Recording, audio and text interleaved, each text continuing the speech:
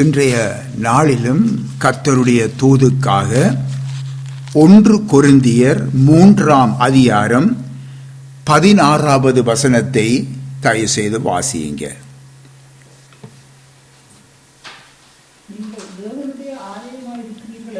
நீங்கள் தேவனுடைய ஆலயமாய் இருக்கிறீர்கள் என்றும் தேவனுடைய ஆவி உங்களில் வாசமாய் இருக்கிறார் என்றும் அறியாதிருக்கிறீர்களா? கர்த்தருக்கு மகிமை உண்டாவதாக.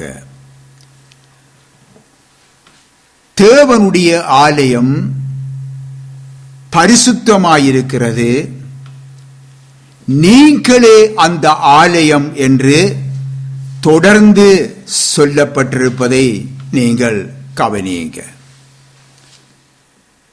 ஆலயத்தினுடைய பிரமாணம் பரிசுத்தம் என்று சொல்லி எசேக்கியேல் 43ஆம் அதிகாரத்திலே 12வது வசனத்திலே அங்கே சுட்டி காட்டப்பட்டிருக்கிறது. நீங்களே அந்த ஆலயம். ரட்சிப்பை பெற்றிருக்கிற ஒவ்வொரு பிள்ளைகளும் கர்த்தருடைய ஆலயமாய் இருக்கிறார்கள். அருமையான பிள்ளைகளே, ஒரு பாடல் ஒன்றை நாங்கள் இருதயத்திலே உணர்ந்து நாங்கள் பாடுவோமா? லேசான காரியம்,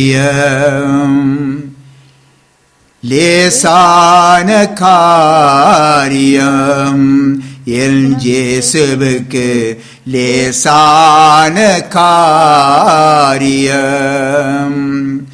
லேசான காரியம் என் இயேசுவுக்கு லேசான காரியம்.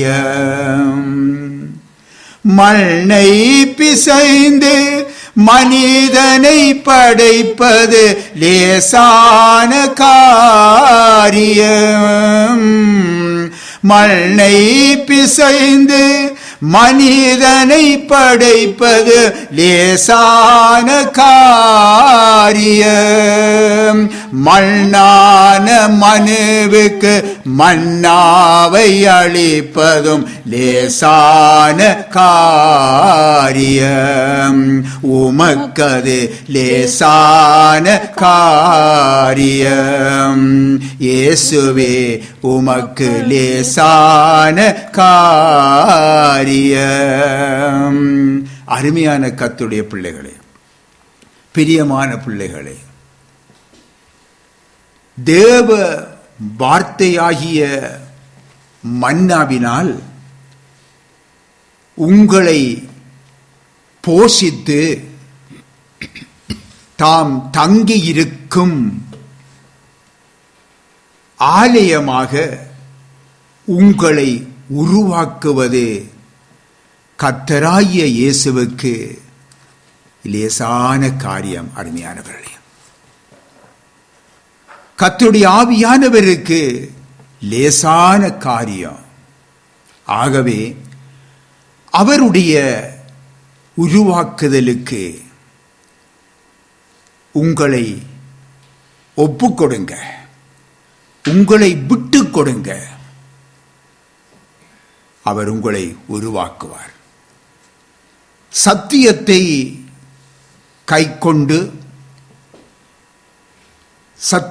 கைக்கொண்டு வருகிற நீதி உள்ள ஜாதி உள்ளே பிரவேசிப்பதற்காக வாசல்களை திறவுங்கள் என்று ஏசாயா 26:2 சொல்லப்பட்டிருக்கிறது. ஆகவே தேவ ஜனமாகிய நாம் அனைவரும் நம்முடைய ஜீவியத்தை ஒரு ஆவிக்குரிய ஆலயமாக கட்டி எழுப்ப வேண்டுமென நம்முடைய தேவன் விரும்புகிறார். அதற்கு நம்மை விட்டு கொடுப்போம். இன்றைக்கு அருமையானவர்களே, தேவனுடைய ஆலயம் என்றவுடனே இன்றைக்கு நாங்கள் இந்த உலகத்திலே நாங்கள் பார்க்கும் பொழுது பெரிய உயர்ந்த கட்டிடங்கள், கோபுரங்களைத்தான் நாங்கள் இன்றைக்கு காணுகிறோம். ஆனால் மனுஷரினால் கட்டப்பட்ட இந்த கோவில்களிலே நான் வாசமாய் இருப்பதில்லை என்று சொல்லி ஆண்டவர் சொல்லிவிட்டார். அருமையானவர்களே, ஆகவே அருமையானவர்களே,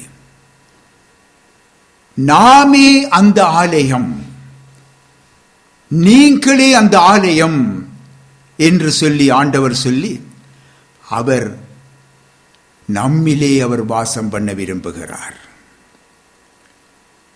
இதை நாம் புரிந்து கொள்ள வேண்டும்.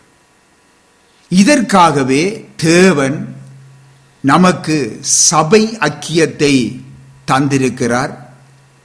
சபை கூடுதலை விட்டு விடாதிருங்கள் என்றும் நமக்கு ஆலோசனை தந்திருக்கிறார். ஆகவே நாம் ஒவ்வொருவரும் ஜீவனுள்ள கற்கள் என்பதை மறந்துவிடக்கூடாது. அந்த ஜீவனுள்ள கற்களாயிருந்து ஆவிக்குரிய மாளிகையாக எழும்ப வேண்டும் என்று தேவன் எதிர்பார்க்கிறார். ஏனென்றால் இயேசு கிறிஸ்து தாமே இதற்கு மூலைக்கல்லாயிருக்கிறார். புரிந்து கொள்ளுங்க. அவர் மேல், யார் மேல்? இயேசு கிறிஸ்துவாய் அந்த மூலை கல்லின் மேல் மாளிகை முழுவதும் இசைவாய் இணைக்கப்பட்டு கர்த்தருக்குள் பரிசுத்த ஆலயமாக எழும்புகிறது என்று சொல்லி எபேசியர் இங்கே 2ஆம் அதிகாரத்திலே 20வது வசனம் தொடக்கம் 24வது வசனம் வரைக்கும் நீங்கள் வாசித்து பாருங்கள். அங்கே குறிப்பிடப்பட்டிருக்கிறது. பின் ஆகவே ஒன்றை நினைத்துக் கொள்ளுங்கள், சபை கட்டுகிறது என்பது பாஸ்டருடைய வேலை அல்ல. பாஸ்டருடைய வேலை அல்ல. ஒவ்வொரு ஜீவனுள்ள கற்களும் இணைந்து என்பதை நினைக்க வேண்டும். ஒரு கட்டிடத்தை பாருங்கள், கட்டிடம் எப்படி எழும்புகிறது?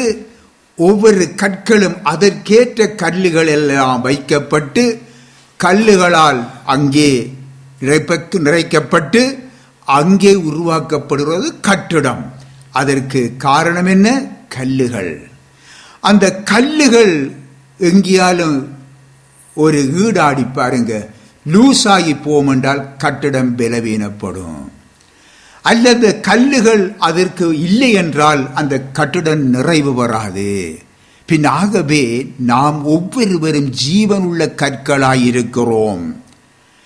ஆகவே கல்லுகள் ஒத்துழைக்காமல் விட்டால் அருமையானவர்களே, மாளிகை எழும்புமா? இல்லை. அப்படியாயில் இயேசு கிறிஸ்துவாகிய அந்த மூலை கல்லுக்கு ஒத்துழைப்பு கொடாமல் இருக்கும் கல்லுகள் யாருடன் அவர்கள் எதிர்த்து நிற்கிறார்கள்? சிந்திப்பீர்களா? சிந்தியுங்க. இது உங்களுடைய சிந்தனைக்கு விட்டு விடுகிறேன். இவர்கள் எப்படி தேவனுடைய ஆலயமாக காணப்பட முடியும்? சிந்தியுங்க. உங்களுடைய சிந்தனைக்கு விட்டு விடுகிறேன். இதற்காக ரட்சிக்கப்படுகிறவர்களை கர்த்தர் அனுதினமும் சபையிலே சேர்த்து கொண்டு வந்தார் என்று அங்கே காணுகிறோம் அல்லவா? பின்ன இந்த காலங்களிலே பாருங்க, தேவனுடைய பிள்ளைகள் பலர் தங்களுக்கென்று வசதியான அழகான வீடுகளை அமைத்துக் கொள்ளுகிறார்கள். இந்த பூமியிலே வாழ நம்முடைய சொந்த கைகளினாலே உழைத்து வசதியான வாழ்க்கை வாழ அழகான இல்லிடங்களை அமைத்துக் கொள்ளுவது முக்கியம், தவறு அல்ல. என்றாலும் அருமையானவர்களே, நமது ஆவிக்குரிய வீட்டை, அதாவது தேவன் தங்கும் ஆலயமாகிய நம்மை கட்டுவதில் முதல் கவனம் செலுத்த வேண்டியது மிக மிக அவசியமாய் இருக்கிறது. எனக்கு அருமையான பிள்ளைகளே, இங்கே நாங்கள் இந்த பூமியிலே பாருங்கள் காணும் பிரியாசப்பட்டு கட்டுகின்ற வீடுகள், கட்டிடங்கள் எல்லாம் ஒரு நாள் நிச்சயமாக அழிந்து போகும். நிச்சயமாக அழிந்து போகும். வாசிப்போம் 2 கொரிந்தியரிலே 5ஆம் அதிகாரம் 1வது வசனத்தை தயவு செய்து வாசியுங்க. பூமிக்குரிய கூடாரமாகிய நம்முடைய வீடு அழிந்து போனாலும் தேவனால் கட்டப்பட்ட கைவேலை அல்லாத நித்திய வீடு பரலோகத்திலே நமக்கு உண்டென்று அறிந்திருக்கிறோம். ஆமென். கர்த்தருக்கு மகிமை உண்டாவதாக. தேவனால் கட்டப்பட்ட கைவேலை அல்லாத நித்திய வீடு பரலோகத்திலே நமக்கு உண்டு. அதை சொந்தமாக்கி கொள்ள வேண்டும். அதை சொந்தமாக்கி கொள்ள இந்த பூமியிலே நமது ஆவிக்குரிய ஜீவியத்தை தேவன் தங்கும் ஆலயமாக கட்டி எழுப்புவதை குறித்து அக்கறை கொள்ளுவதே மிக மிக அவசியமானது. அருமையானவர்கள், ஆகாய் தீர்க்கதரிசி மூலமாக கர்த்தர் பேசுவதை நாங்கள் கேட்போம். ஆகாய் 1ஆம் அதிகாரம் 2 தொடக்கம் 7 வரைக்கும் தயவு செய்து வாசியுங்க. இந்த ஜனங்கள் கர்த்தருடைய ஆலயத்தை கட்டுகிறதற்கு ஏற்ற காலம் இன்னும் வரவில்லை என்கிறார்கள் என்று சேனைகளின் கர்த்தர் சொல்லுகிறார். ஆனாலும் ஆகா என்னும் தீர்க்கதரிசியின் மூலமாய் கர்த்தருடைய வார்த்தை உண்டாகி அவர் சொல்லுகிறார், இந்த வீடு பாழாய் கிடக்கும் போது நீங்கள் மச்சு பாவப்பட்ட உங்கள் வீடுகளில் குடியிருக்கும்படியான காலம் இதுவோ. இப்போதும் சேனைகளின் கர்த்தர் சொல்லுகிறார், உங்கள் வழிகளை சிந்தித்து பாருங்கள். நீங்கள் திரளாய் விதித்தும் கொஞ்சமாய் அறுத்து கொண்டு வருகிறீர்கள். நீங்கள் புசித்தும் திருப்தியாகவில்லை, குடித்தும் பரிபூரணம் அடையவில்லை. நீங்கள் வஸ்திரம் உடுத்தியும் ஒருவனுக்கும் குளிர் விடவில்லை. கூலியை சம்பாதிக்கிறவன் புத்தலான பையிலே போடுகிறவனாய் அதை சம்பாதிக்கிறான். உங்கள் வழிகளை சிந்தித்து பாருங்கள் என்று சேனைகளின் கர்த்தர் சொல்லுகிறார். ஆமென். உங்கள் வழிகளை சிந்தித்து பாருங்கள் என்று சேனைகளின் கர்த்தர் சொல்லுகிறார். பிரியமான தேவ பிள்ளைகளே, வாசிக்க கேட்ட இந்த வேத பகுதியை நீங்கள் மீண்டும் மீண்டுமாக வாசித்து தியானிக்க வேண்டும் என்று உங்களுக்கு நான் கூறுகிறேன். தேவனுடைய ஆலயத்தை குறித்து, அதை கட்டுவதை குறித்து கவலையற்று தங்களுடைய காரியங்களை குறித்தே சிந்தித்து பிரயாசப்பட்டு கொண்டு இருக்கும் தேவனுடைய பிள்ளைகளுக்கு நேரிட்ட அல்லது நேரிட போகிற இழப்புகளை தமது தீர்க்கதரிசி மூலமாக தேவன் சுட்டி காட்டுகின்றார். அதைத்தான் நீங்கள் இப்பொழுது வாசிக்க கேட்டீங்க. முதலாவது நாங்கள் ஒவ்வொன்றாக பார்க்க போகிறோம். முதலாவது, நீங்கள் திரளாய் விதைத்தும் கொஞ்சமாய் அறுத்து கொண்டு வருகிறீர்கள். திரளாய் விதைக்கிறீர்கள், கொஞ்சமாய் அறுத்து கொண்டு வருகிறீர்கள். கொஞ்சம் சிந்தித்து பாருங்கள், இது ஆசீர்வாதமா? பிரியமான தேவனுடைய பிள்ளைகளே, தேவன் தங்கும் ஆலயமாகிய நாம் அவருடைய வாசஸ்தலமாகிய ஆலயத்தின் காரியங்களை பின்தள்ளி, அந்த ஆலயத்தை குறித்து அக்கறையற்று நாம் அதை பின்தள்ளி, சபை ஊழிய காரியங்களை குறித்து பின்தள்ளி, நம்முடைய வசதி, சந்தோஷங்கள், சுகங்கள் போன்றவற்றிற்காக திரளாய் நேரத்தை செலவழித்தால் இந்த பூமியிலும் நம்முடைய ஆசீர்வாதங்களை நாம் இழந்தும், ஆவிக்குரிய ஆசீர்வாதங்களை இழந்தும் வேதனைகளை சுமப்போம் என்ற செய்தியை இந்த வார்த்தை நமக்கு வெளிப்படுத்துகின்றது. ஆண்டவர் தேவன் பேசுகிறார். மனுஷன் எதை விதைக்கிறானோ அதையே அறுப்பான்.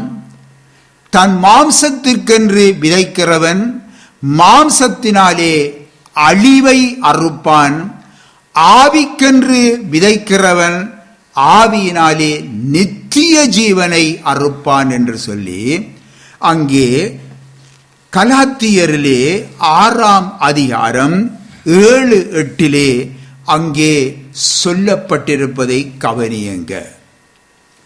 நாம் நம்முடைய பேர் புகழுக்காக, வசதி வாய்ப்புகளுக்காக தேவ சித்தத்தை விட்டு நாம் ஓடி ஓடி ஊழியங்களை செய்தாலும், அள்ளி அள்ளி தேவனுக்கென்று கொடுத்தாலும், அள்ளி அள்ளி நற்கிரியைகளை செய்தாலும், கொடுத்து நற்கிரிகள் செய்தாலும், திரளாய் விதைத்தும் கொஞ்சமாய் அறுப்போம். இது ஆசீர்வாதமா? கொஞ்சம் சிந்தித்து பாருங்க. எனக்கு அருமையானவர்களே, நீங்கள் சிந்தித்து பார்க்க வேண்டும். நம்முடைய ஆவிக்குரிய ஜீவியத்திலும் சபைக்கும் எவ்வளவு ஆசீர்வாதமாய் இருக்கிறோமோ அவ்வளவுக்கு அதிகமான ஆசீர்வாதங்களை நாங்கள் பெற்றுக்கொள்ளுவோம். இதுதான் சத்தியம். இரண்டாவதாக பாருங்கள், அங்கே எழுதப்பட்டிருக்கிறது, நீங்கள் புசித்தும் திருப்தியாகவில்லை. நீங்கள் சாப்பிடுறீங்க, ஆனால் உங்களுக்கு திருப்தி இல்லை. அது உங்களுக்கு திருப்தி இல்லை. இப்பொழுது சிந்தித்து பாருங்க, இது ஆசீர்வாதமா? தேவன் தம்முடைய வேதத்தை ஜனங்களின் வெளிச்சமாக ஸ்தாபித்திருக்கிறார். தமது வேதத்தின் மூலமாகவும் கர்த்தர் இணைத்த அந்த சபை மூலமாகவும் தேவன் தம்முடைய ஜனங்களுடன் பேசிக் கொண்டிருக்கிறார். அவன் அதை கேட்கிறான், நன்றாக கேட்கிறான். அதாவது புசிக்கிறான், நன்றாக புசிக்கிறான். ஆனாலும் அவன் திருப்தி அடையவில்லை. காரணம் என்ன? அவனுடைய இருதயம் நல்ல நிலமாக பண்படுத்தப்படவில்லை. இதுதான் உண்மை. அவன் எவ்வளவுதான் வசனத்தை கேட்டாலும், எவ்வளவுதான் வசனத்தை வாசித்தாலும் உணர்வற்றவனாக இருக்கிறான். அல்லது உலக கவலைகள், ஐசுவரியத்தின் மயக்கம் உடையவனாக அவன் காணப்படுகிறான். அல்லது வாழ்க்கையிலே வரும் உபத்திரவம், துன்பங்களினாலே அவன் இடறல் அடைகிறவனாய் காணப்படுகிறான். ஆம் அருமையானவர்களே, ஆம், அவன் எவ்வளவுதான் தேவனுடைய வார்த்தைகளை அவன் புசித்தாலும், அதாவது கேட்டாலும், அவன் திருப்தி அடைவதே இல்லை. எனக்கு அருமையானவர்களே, நீங்கள் விளங்கிக் கொள்ளுகிறீர்கள் என்று நினைக்கிறேன். இப்பொழுது ஓசியாவிலே 8வது அதிகாரம் 12வது வசனத்தை வாசியுங்க. என் வேதத்தின் மகத்துவங்களை அவர்களுக்கு எழுதி கொடுத்தேன். அவைகளை அந்நிய காரியமாக எண்ணினார்கள். ஆம் அருமையானவர்களே, சரீர பசியாயிருந்த நம் ஆண்டவர் இயேசுவினிடத்திலே சாத்தான் என்ன செய்தான்? அப்பத்தை கொண்டு வந்து நினைவுபடுத்துகிறான். அந்த அப்பத்தை கொண்டு வந்து நினைவுபடுத்திய பொழுது அவர் என்ன சொல்லுகிறார் தெரியுமா? மனுஷன் அப்பத்தினாலே மாத்திரமல்ல, தேவனுடைய வாயிலிருந்து புறப்படுகிற ஒவ்வொரு வார்த்தையினாலும் பிழைப்பான் என்று அங்கே சுட்டி காட்டுவதை நாங்கள் பார்க்கிறோம். ஆம், தேவனுடைய வார்த்தையில் திருப்தி அடைவதே மிகுந்த ஆசீர்வாதம். அருமையானவர்களே, எரேமியா தீர்க்கதரிசி அங்கே சொல்லுகிறார், உம்முடைய வார்த்தைகள் கிடைத்தவுடனே அவைகளை உட்கொண்டேன்.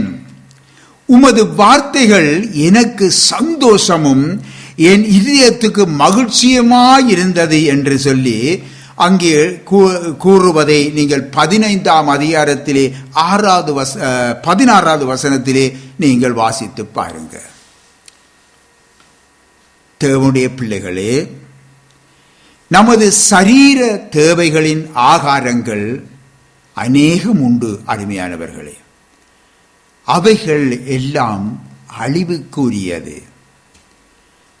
அவை அற்ப சொற்ப ஒரு நேரங்களுக்கு மகிழ்ச்சியை தரலாம், திருப்தியை தரலாம். ஆனால் தேவனுடைய வார்த்தைகள் மட்டுமே ஒரு மெய்யான மகிழ்ச்சியை தரும் என்பதை நாங்கள் புரிந்து கொள்ள வேண்டும். அருமையானவர்களே, மனசாட்சியின் காலத்திலே வாழ்ந்த தேவ மனுஷன்தான் ஜோபு.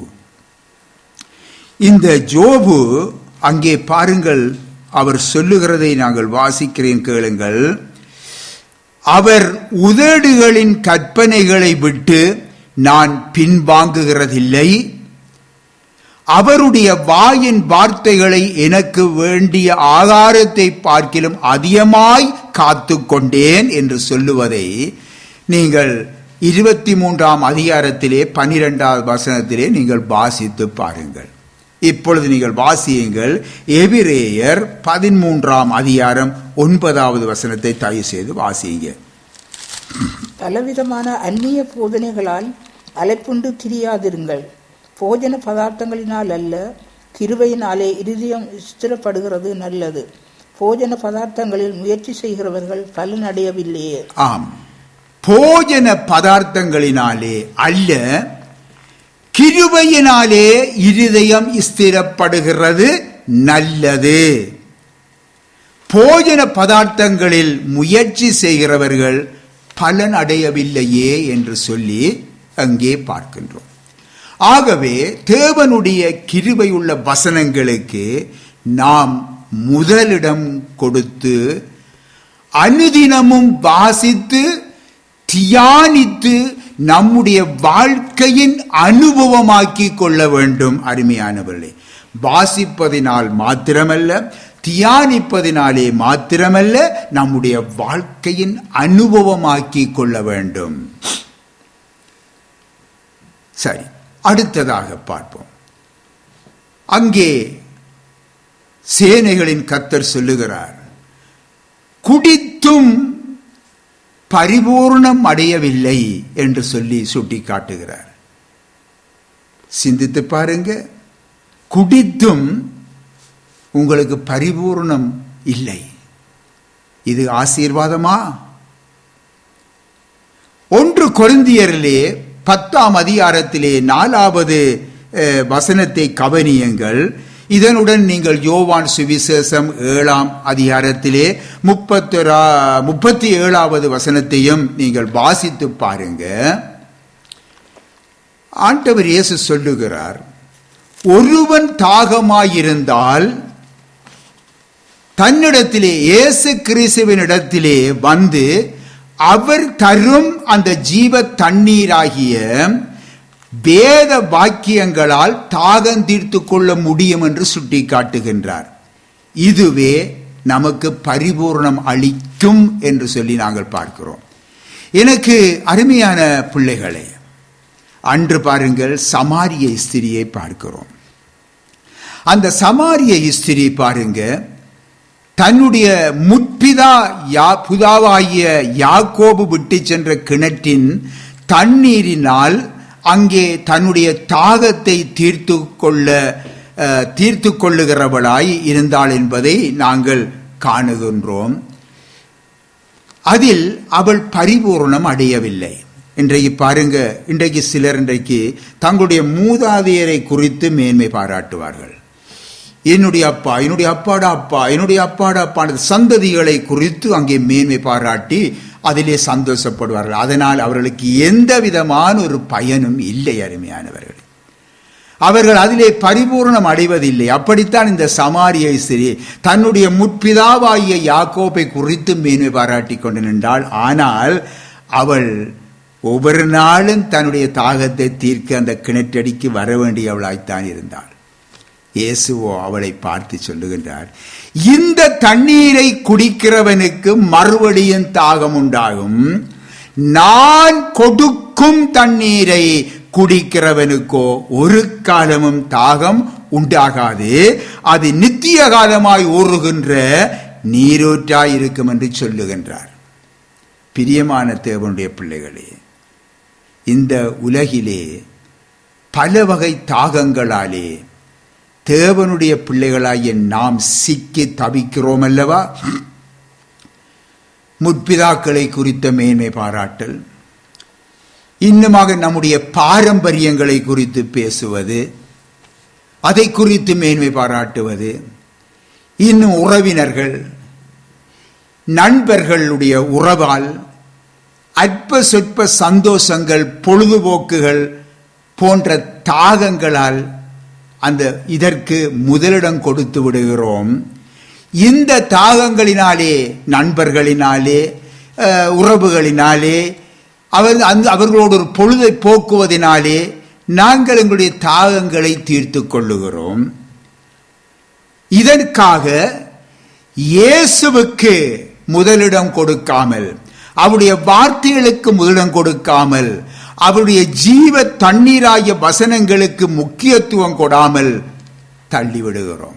அந்த சொற்ப சந்தோஷங்களுக்காக, அந்த சொற்ப நேரங்களுக்காக தேவனுடைய வார்த்தைகளை பின்தள்ளி விடுகிறோம். அருமையானவர்களே, நமக்காக ஜீவனை கொடுத்த இயேசுவுக்காக சிறிது நேரத்தை அர்ப்பணிக்க நாம் மனமற்று போய்விடுகிறோம் அல்லவா? கொஞ்சம் சிந்தித்து பாருங்க. நீங்க சிந்திக்க வேண்டும். அருமையானவர்களே, நமக்காக பிதா எனக்கு கொடுத்த பாத்திரத்திலே நான் பானம் பண்ணாதிருப்பேனோ என்று சொல்லி மனம் உவந்து நமக்காக பாடுகளின் பாத்திரத்தை ஏற்றுக்கொண்டார் நம்முடைய ஆண்டவர் இயேசு. நமக்காக அந்த பாடுகளின் பாத்திரத்தை ஏற்றுக்கொண்டாரே, நாம் அவருக்கு என்ன செய்கிறோம்? அவருக்கு முதலிடம் கொடுக்கிறோமா? அவருடைய வார்த்தையிலே நாங்கள் தாகம் கூடியவர்களாய் காணப்படுகிறோமா? சிந்தித்து பாருங்க. அடுத்ததாக அங்கே சேனைகளின் கர்த்தர் சொல்லுகிறார், நீங்கள் வஸ்திரம் உடுத்தியும் ஒருவனுக்கும் குளிர் விடவில்லை. சிந்தித்து பாருங்க. நீங்கள் வஸ்திரம் உடுத்தியும் ஒருவனுக்கும் குளிர் விடவில்லை. இது ஆசீர்வாதமா? சிந்தியுங்க. பழைய ஏற்பாட்டிலே தேவனுடைய ஆலயத்தை குறித்து அக்கறை இல்லாமல் இருந்த இந்த ஜனங்கள் உலக ரீதியான ஆசீர்வாதங்களை இழந்து போயிருந்தார்கள் என்பதை நாங்கள் பார்க்கிறோம். தேவனுடைய ஆலயமானது பாழாய் கிடக்க, அதை பிறகு பார்ப்போம், அந்த காரியங்களை நாங்கள் பிறகு பார்ப்போம் என்று சொல்லி அவர்களோ தங்களுடைய வசதி வாய்ப்புகளிலே அக்கறை கொண்டிருந்தார்கள். தங்களுடைய வசதி வாய்ப்புகளை அவர்கள் பெருக்கிக் கொண்டு மாளிகைகளிலே அவர்கள் வசித்து வந்தார்கள். இதனால் அவர்கள் உலக ஆசீர்வாதங்களை இழந்து போனார்கள். புதிய ஏற்பாட்டின் தேவ பிள்ளைகளாகிய நாமோ ஆவிக்குரிய இந்த ஆலயத்தை குறித்து அக்கறை இல்லாதவர்களாய் இந்த உலக வாழ்க்கையிலே நம்மை ஈடுபடுத்தி வாழ்ந்து கொண்டு இருப்பதினாலே ஆவிக்குரிய ஆசீர்வாதங்களை இழந்து போகிறார்கள் அல்லவா? இதை கர்த்தர் வேதனையோடு பேசிக்கொண்டிருக்கிறார். கர்த்தர் வேதனையோடு பேசிக்கொண்டிருக்கிறார். எனக்கு அருமையானவர்களே, நாம் ஆவிக்குரிய வஸ்திரங்களை குறித்து மிகவும் அக்கறை கொண்டிருக்கிறோம் அல்லவா? அதாவது பூமிக்குரிய வஸ்திரங்களை கொண்டு நாம் மிகவும் அக்கறை கொண்டிருக்கிறோம். ஆவிக்குரிய வஸ்திரங்களை குறித்து அக்கறை கொண்டிருக்கிறோமா? சிந்தித்து பாருங்க. பூமிக்குரிய வஸ்திரங்கள், நான் இவ்விதமாய் உடுத்த வேண்டும், அவ்விதமாய் உடுத்த வேண்டும், இன்னிடத்துக்கு போக வேண்டும், கல்யாண வீட்டுக்கு போக வேண்டும், அல்லது ஒரு பர்த்டே பார்ட்டிக்கு போக வேண்டும், அல்லது ஆலயத்துக்கு போக வேண்டும், இப்படியெல்லாம் இன்றைக்கு மக்கள் இருக்கிறார்கள். நாங்கள் இன்றைக்கு அந்த ஆலயத்துக்கு போகணும், அந்த ஆலயத்தில் திருவிழா, இந்த ஆலயத்தில் கொண்டாட்டம். ஆகவே அதற்கு தேவையான வஸ்திரங்களை எல்லாம் நாங்கள் மிகவும் அக்கறையோடு நாங்கள் உடுத்தி கொண்டு செல்வதற்காக பூமிக்குரிய வஸ்திரங்களை குறித்து மிகவும் அக்கறை கொண்டிருக்கிறோம். ஆனால் அருமையானவர்களே, வஸ்திரங்கள் நமக்கு தேவைதான். ஆனாலும் தேவன் நமக்கு தந்திருக்கும் இரட்சிப்பின் வஸ்திரத்தை குறித்து நாம் அதற்கு முக்கியத்துவம் கொடுத்து நடக்கிறோமா? இதைத்தான் தேவன் நம்மிடத்திலே எதிர்பார்க்கிறார். அந்த இரட்சிப்பின் வஸ்திரத்தை தந்திருக்கிறாரே, அதை குறித்து நாம் அதை எவ்வளவாக நாங்கள் கனப்படுத்துகிறோம்? இதைத்தான் தேவன் நம்மிடத்திலே எதிர்பார்த்து காத்திருக்கிறார். தேவனுடைய பிள்ளைகளாகிய நாம் இரட்சிப்பின் வஸ்திரம் தரித்திருப்பதை மற்றவர்கள் காண்கிறார்களா? சிந்தித்து பாருங்க. உதாரணமாக நான் முன்னும் இந்த உதாரணத்தை சொல்லி இருக்கிறேன் பல தடவைகள். இப்பொழுதும் சுட்டி காட்டினால் உங்களுக்கு இலகுவாக புரிந்து கொள்ளும். ஒரு ஞாயிறு தினத்திலே ஒரு சகோதரி ஒரு பர்த்டே பார்ட்டிக்கு கலந்து கொள்ள சென்றிருக்கின்றார். அங்கே வந்திருந்தவர்கள் அந்த சகோதரியை பார்த்து, இன்றைக்கு நீங்கள் சர்ச்சுக்கு போகவில்லையா என்று சொல்லி கேட்டிருக்கிறார். பின்ன அந்த சகோதரியை பாருங்கள், அந்த இரட்சிப்பின் வஸ்திரம் தரித்திருப்பதை மற்றவர்கள் காண்கிறார்கள். பாருங்கள், அந்த சகோதரிக்கோ அதை குறித்து அக்கறை இல்லை. பார்த்தீர்களா? பின்னாகவே மற்றவர்கள் காண வேண்டும், அது சாட்சியாய் காணப்பட வேண்டும். இதுதான் முக்கியம்.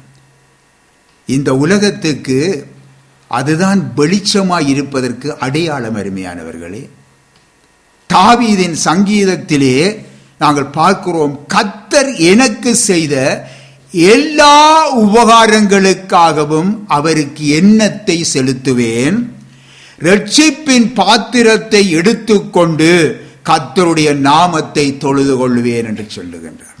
பின்னாகவே இரட்சிப்பின் வஸ்திரத்தை நாம் உடுத்தி இருக்கிறோம் என்றால், அருமையானவர்களே, அந்த பாத்திரத்தை எடுத்துக்கொண்டு கர்த்தருடைய நாமத்தை தொழுது கொள்ள அவருடைய சபையிலே நாங்கள் வந்து நிற்க வேணும் அல்லவா? சிந்தித்து பாருங்க. அது மட்டுமல்ல அருமையான, எப்பொழுதும் நான் அவருடைய இரட்சிப்பின் பாத்திரத்தை எடுத்துக்கொண்டு நான் மற்றவர்களுக்கு சாட்சியாக காணப்பட வேண்டும். அப்பொழுது பார்க்கிறவர்கள் உங்களை வெளிச்சத்தின் பிள்ளைகளாய் காண்பார்கள். இது தாவீது எவ்வளவு அழகா இந்த பாடலை பாடுகிறார் என்று சொல்லி நீங்கள் சங்கீதத்தை எடுத்து வாசித்து பாருங்க. ஆகவே தேவன் நமக்கு உடுத்தி இருக்கிற அந்த இரட்சிப்பின் வஸ்திரத்தை தவிர வேறு எந்த வஸ்திரமும் நமக்கு மேன்மையானது அல்ல. அருமையானவர்களே, மேன்மையானது அல்ல. நமது ஆவிக்குரிய வாழ்க்கை இன்றைக்கு ஜெயம் கொண்டதாக நோக்கி செல்ல வேண்டும். அது கீழே சறுக்கி விழுவதும், பிறகு திருப்பி மீண்டும் ஏறுவதும், மீண்டும் சறுக்கி விழுவதும், பிறகு மீண்டும் ஏறுவதுமாக இருக்கக்கூடாது. இன்றைக்கு பாருங்க, சில படிக்கிற காலத்திலே இதிலே நாங்கள் கண்டிருக்கிறோம். இந்த போட்டிகள், விளையாட்டு போட்டிகள் வைப்பார்கள். அதிலே கம்பத்திலே அவர்கள் என்ன செய்வார்கள், ஒயில் பூசி வைத்திருப்பார்கள். அதிலே அவர்கள் ஏற வேண்டும். பின் அதிலே பார்க்கும் பொழுது, அந்த விளையாட்டை பார்க்கும் பொழுது கிருகிரண்டு கஷ்டப்பட்டு ஏறுவார்கள், பிறகு அப்படியே வழி கீழே வந்துடுவாங்க, திருப்பி ஏறுவார்கள், திருப்பி விழுவார்கள். அருமையானவர்களே, இந்த விளையாட்டு மாதிரி அல்ல ஆவிக்குரிய ஜீவியம். அது எப்பொழுதும் மெல்ல மெல்ல ஏறிக்கொண்டு போறதாக இருக்க வேண்டும். அருமையானவர்களே, ஜெயம் கொள்ளுகிறவன் எவனோ அவனுக்கு வெண் வஸ்திரம் தரிப்பிக்கப்படும் என்று சொல்லி அங்கே வெளிப்படுத்தல் 3ஆம் அதிகாரம் 5வது வசனத்திலே காணுகின்றோம். அருமையானவர்களே, நாம் வெள்ளை உடுப்பு உடுத்திக் கொண்டு திரிவதினாலே இன்றைக்கு திருப்திப்பட்டு விடக்கூடாது. தவறல்ல, உடுத்தலாம், உடுத்துங்கள், தவறல்ல.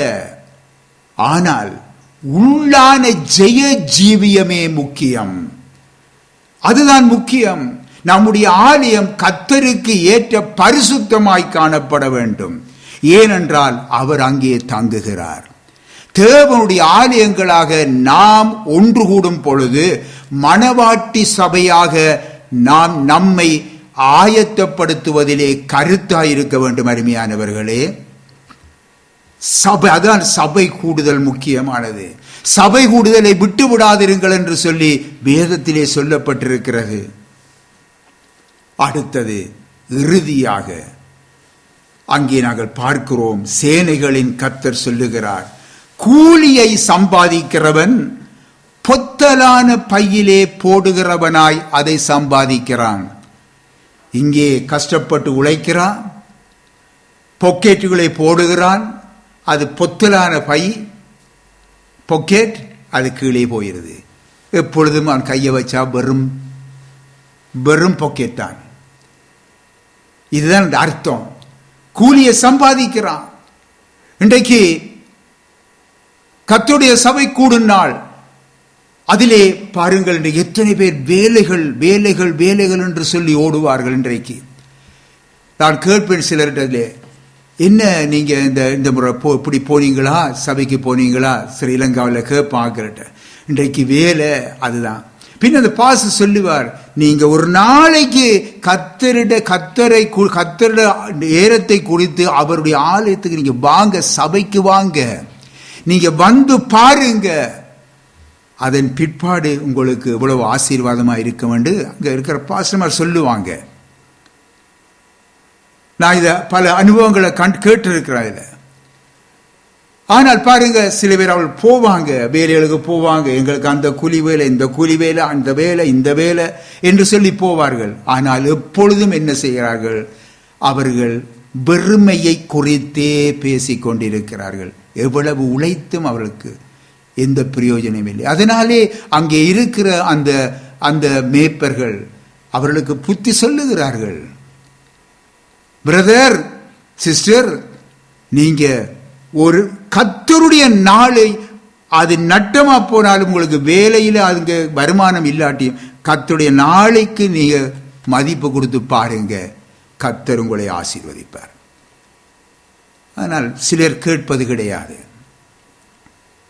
அருமையானவர்களே, இப்பொழுது தேவன் சுட்டி காட்டுகிறார், ஆலயத்தை கவனிக்காமல் கூலியை சம்பாதிக்கிறவன் அவனுடைய நிலை என்ன தெரியுமா, பொத்தலான பையிலே போடுகிறவனாய் காணப்படுகிறான்.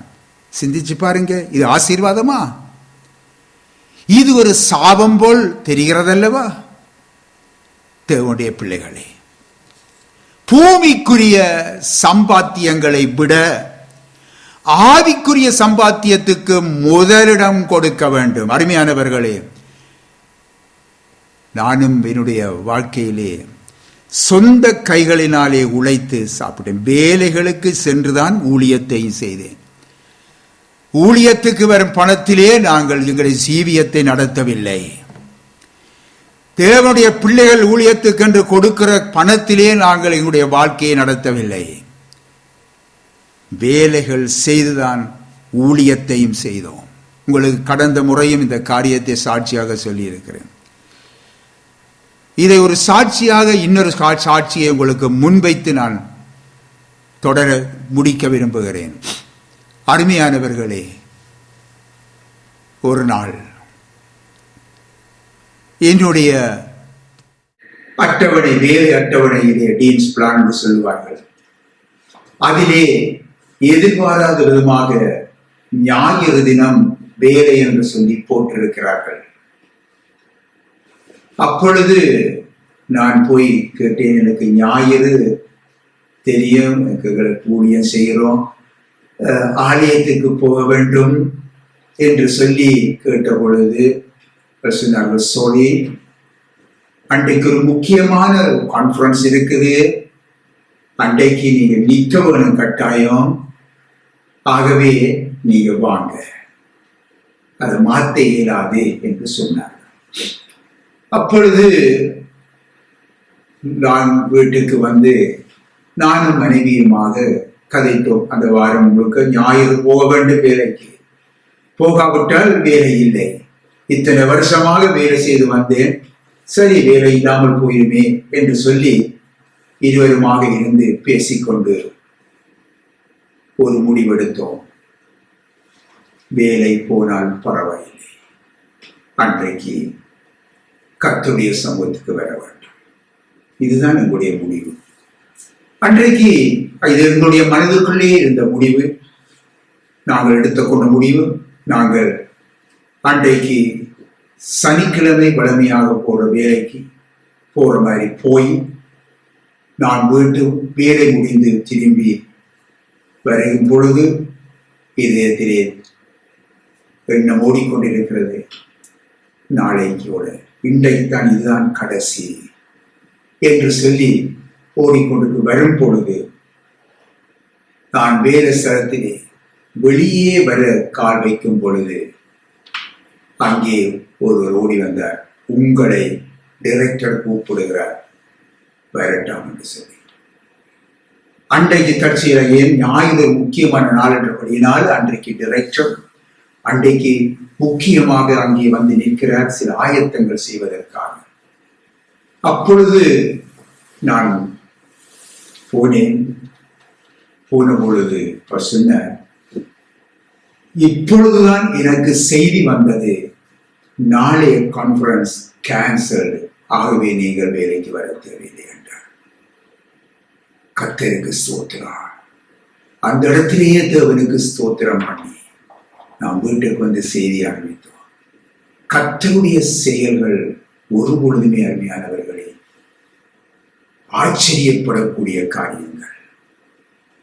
நாம் கர்த்தருடைய வார்த்தைக்கு நாம் என்ன நஷ்டம் வந்தாலும் என்னை கீழ்ப்படுத்தும் பொழுது என் தேவனங்களை வெட்கப்பட்டு போகப்பட மாட்டார். அருமையானவர்களே, இந்த சாட்சியை நான் எப்பொழுதும் நான் உங்களுக்கு பல தடவைகள் நான் சொல்லியிருக்கிறேன். இந்த சந்தர்ப்பத்தில் உங்களுக்கு சொல்லக்கூடிய சூழ்நிலை வந்துவிட்டது. கர்த்தருக்கு மகிமையாக சொல்லுகிறேன், நீங்களும் உங்களுடைய ஆவிக்குரிய ஜீவத்திலே பெறமடைய வேண்டும் என்று சாட்சியாக நம்மை வைத்து சொல்லுகிறேன். நான் கட்டுக்கதைகள் சொல்லுவது அல்ல, அல்லது கதைகள் பேசி சொல்லுவது அல்ல, நம்முடைய சாட்சியையே முன்வைத்துத்தான் நான் உங்களுக்கு எப்பொழுதும் பிரசங்கம் செய்வது உண்டு. ஆகவே அருமையான தேவனுடைய பிள்ளைகள், பூமிக்குரிய சம்பாத்தியத்தை விட ஆவிக்குரிய சம்பாத்தியத்துக்கு முதலிடம் கொடுக்க வேண்டும். முன்னே நாளிலே இந்த இடத்திலே இருந்த எத்தனையோ பிள்ளைகள் எனக்கு தெரியும், சாட்சியாக அவர்களை சொல்ல முடியும். அவர்கள் வேலை இல்லாமல் அலைந்தார்கள். பல இடங்களுக்கு போய் வேலை அவர் சொல்லுவார்கள், ஞாயிறும் வேலைக்கு வர வேண்டும், எங்களுக்கு ஞாயிறு வர முடியாது, இல்லை உனக்கு வேலை இல்லை என்று சொல்லுவார்கள். அவர்கள் அவ்விதமாக அவர்கள் வேலை இல்லாமல் கஷ்டப்பட்டார்கள். அருமையானவர்களே, ஆனால் கர்த்தர் அவர்களை மேன்மைப்படுத்தினார். கர்த்தருக்கு மகிமை உண்டாவதாக. நீதிமொழிகள் 4ஆம் அதிகாரத்திலே 5 தொடக்கம் 9 வரைக்கும் தயவு செய்து வாசிங்க. நீதிமொழிகள் 4ஆம் அதிகாரம் 5 தொடக்கம் 9 வரை வாசிங்க. ஞானத்தை சம்பாதி, புத்தியையும் சம்பாதி, என் வாயின் வார்த்தைகளை வரவாமலும் விட்டு விலகாமலும் இரு, அதை விடாதே, அது உன்னை தற்காக்கும், அதன் மேல் பிரியமாயிரு, அது உன்னை காத்துக் கொள்ளும். ஞானமே முக்கியம், ஞானத்தை சம்பாதி, எண்ணத்தை சம்பாதித்தாலும் புத்தியை சம்பாதித்துக் கொள். நீ அதை மேன்மைப்படுத்து, அது உன்னை மேன்மைப்படுத்தும். நீ அதை தழுவி கொண்டால் அது உன்னை கனம் பண்ணும். அது உன் தலைக்கு அலங்காரமான முடியை கொடுக்கும், அது மகிமையான கிரீடத்தை உனக்கு சூட்டும். ஆமென். கர்த்தருக்கு மகிமை உண்டாவதாக. இங்கே சொல்லப்பட்டிருக்கிற ஞானம் என்ன? உலக ஞானம் அல்ல, பரத்தில் இருந்து வருகின்ற அந்த ஞானத்தையே இங்கே குறிப்பிடப்பட்டிருக்கிறது. யாக்கோபு 3:17 நீங்கள் கவனியுங்க. பரத்தின் ஞானம் கிறிஸ்துவின் தெய்வீக சுவைக்கிறது என்று பார்க்கிறோம். அந்த கிறிஸ்துவின் தெய்வீக சுபாவத்தை நான் சம்பாதித்துக் கொள்ள வேண்டும். அதை சம்பாதித்துக் கொண்டால் நாம் ஞானவான்களாக இருப்போம். அருமையானவர்களே, தேவனுடைய பிள்ளைகளே, ஆலயம் கட்டுவதை அசட்டு பண்ணி இவ்வுலக வாழ்க்கைக்காகவே பிரயாசப்பட்டு உழைத்து கண்ட பலன் ஒன்றுமே இல்லை. அருமையானவர்களே, இறுதியில் பேரிழப்பை காணுவோம். பேரிழப்பை காணுவோம். அருமையானவர்களே, உங்களுடைய ஆலயம், இன்றைக்கு நாம் கூடி வரும் சபை, தேவனுடைய வீடு பாழாய் போவதை கண்டும் அவனவன் தன் தன் வீட்டிற்கு ஓடி போகிறீர்களே. இது நிமித்தமே உங்களுக்கு ஆசீர்வாதத்தை இழந்து போகிறீர்கள் என்பதை அறியாமல் இருக்கிறார்கள். இப்பொழுதும் சேனைகளின் கர்த்தர் சொல்லுகிறார், உங்கள் வழிகளை சிந்தித்து பாருங்கள் என்று சொல்லி தேவன் பேசுவதை நீங்கள் வாசித்து பாருங்கள். நீங்கள் ஆசீர்வாதங்களை இழந்து போகாமல் மீண்டும் மெய்யான ஒரு ஆசீர்வாதத்தை பெற்று ஒரு நித்திய வாழ்வை சுதந்திரித்துக் கொள்ள வேண்டும் என்று சொல்லி, அந்த மகிழ்ச்சியை பெற்றுக் கொள்ள வேண்டும் என்று சொல்லி தேவன் எதிர்பார்க்கிறார். ஒவ்வொரு தம்முடைய பிள்ளைகளிடத்திலும் எதிர்பார்க்கிறார். அவர் தரும் ஆலோசனை என்ன தெரியுமா? ஆகாயிலே 1 8வது வசனத்தை வாசித்து பாருங்கள். அங்கே கர்த்தர் சொல்லுகிறார், அங்கே நீங்கள் வாசித்து பார்க்கும் பொழுது அந்த வார்த்தை இங்கே புதிய ஏற்பாட்டின்படி என்ன இருக்கிறது என்பதை உங்களுக்கு சுட்டி காட்டுகிறேன். அந்த ஆகாய் 1:8 நீங்கள் வாசித்து பார்த்து இப்பொழுது புதிய ஏற்பாட்டிலே நான் சொல்லுகிற வசனத்தை கவனியுங்க. தன்னை தான் வெறுத்து தன் சிலுவையை எடுத்துக்கொண்டு இயேசுவை பின்பற்றுகிறவர்களாய் காணப்பட வேண்டும். அதாவது நமக்கு வருகின்ற பாடுகள் நம்முடைய சிலுவை. அருமையானவர், நமக்கு தேவன் தந்த சிலுவை. தன்னைத்தான் வெறுத்து தன் சிலுவையை எடுத்துக்கொண்டு இயேசுவை பின்பற்றுகிறவர்களாய் காணப்பட வேண்டும். இடுக்கமான வாசல் வழியாக உட்பிரவேசிக்க ஒப்புக் கொடுங்கள். தேவனாலே மாத்திரம் வரும் மகிமையை தேடுங்கள். தன் ஜீவனை வெறுத்து கர்த்தருக்காக வாழுங்கள். அப்பொழுது உங்களை உயர்த்தி மேன்மைப்படுத்துவது அவருக்கு லேசான காரியம். அருமையானவர்களே, லேசான காரியம். அருமையானவர்களே, இந்த வேளையில நீங்கள் கூட உங்களிலே கூட பலவிதமான சுமைகளை சுமந்து கொண்டு இருக்கிறார். உங்களுடைய அறியாமையினாலே அல்லது அசட்டைத்தனத்தினாலே அல்லது பல கண்ணிகளிலே சிக்கொண்டவர்களாக நீங்களுடைய ஆலயத்தை குறித்து அக்கறையற்றவர்களாக இருந்திருக்கலாம். ஆனாலும் ஆண்டவர் இயேசு உங்கள் மேல் கொண்டு அன்பினால் பேசி இருக்கிறார். இப்பொழுதே அவருக்கு ஒப்புக் கொடுங்க. உங்களை உயர்த்துவதே மேலான் அவருக்கு ஒரு லேசான காரியம், லேசான காரியம். ஆகவே இதுவரைக்கும் நீங்கள் இவ்வளவு பாடுகள் பட்டேனே, இவ்வளவு தோல்வியை சந்தித்தேனே, இவ்வளவு வேதனைகளை சுமந்தேனே என்று சொல்லி நீங்கள் நினைக்கலாம். இல்லை, அவை எல்லாவற்றையும் மாற்ற ஆண்டவர் இயேசு இந்த நிமிஷமே அவர் வல்லவராயிருக்கிறார். என்னோடு சேர்ந்து இந்த பாடலை ஜெபமாகவே நீங்கள் ஒப்புக் கொடுக்கிறீங்களா?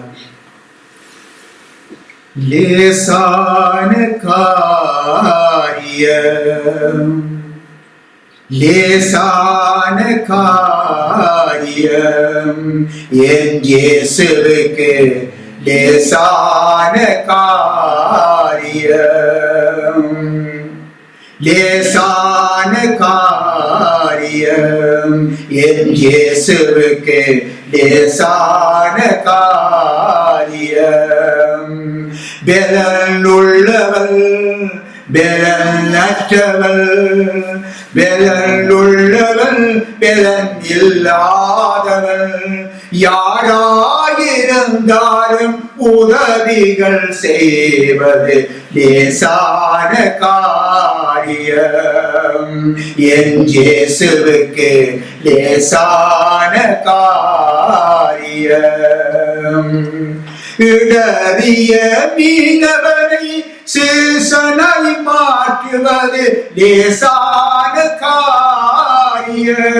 காரியம் இடறிய மீனவனை சீசனாய் மாற்றுவது லேசான காரியம் இடையனை கோமகனாய் அரியனை ஏற்றுவதும் லேசான காரியம் இடையனை கோமகனாய் அரியனை ஏற்றுவதும் லேசான காரியம் என் இயேசுவுக்கு லேசான காரியம் என் இயேசுவுக்கு லேசான காரியம். ஆமென்.